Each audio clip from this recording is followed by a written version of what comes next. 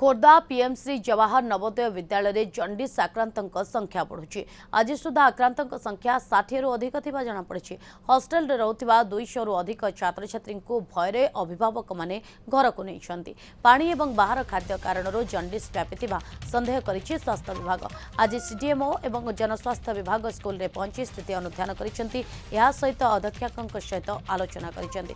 रोसई घर बुली देखिबा सहित पिलांकु दिया जाउथिबा खाद्यर मान जांच करथिले।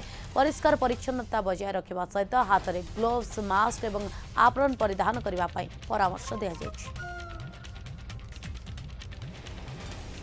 जो केसेस कहते हैं टोटाल 42 तादरू 25 प्राइवेट हॉस्पिटल रिपोर्ट अनुसार आम पाइचे आउ 17 government hospital report test report से सब पिला माने सब घर को पठाई कहीं जमी आइसोलेशन रही जल्दी से रिकवर करेंगे बोली आउ काली आम एटे प्रोएक्टिव इफेक्ट नहीं कि केते जन वार्डको डिपार्टमेंट ऑफिशियल्स माने आउ डॉक्टर्स टीम से सब आसी सबआड़े बुलिकी वेरीफाई कले एवं जो रिपोर्ट देले आज जे सेटा कंटामिनेटेड वाटर जो नुहे एबे पर्यंत जो गत काली केस थिला 20टा सैंपल जाइथिला से जणे केवल पॉजिटिव बाहरथिला ता पूर्व दिन 25 रु 4 जण सैंपल पॉजिटिव बाहरथिला। को सोर्स रु हमर ई रोगटा आसीची किंतु समस्ते प्रिकसन नवा यहाँ देखूँ आप नवेम्बर मसरे आरंभ है से जड़े दी जन थे डिसेम्बर मस प्राय 5-6 जन थे बर्तमान एवं आहरी बढ़ी एत हो गलानी।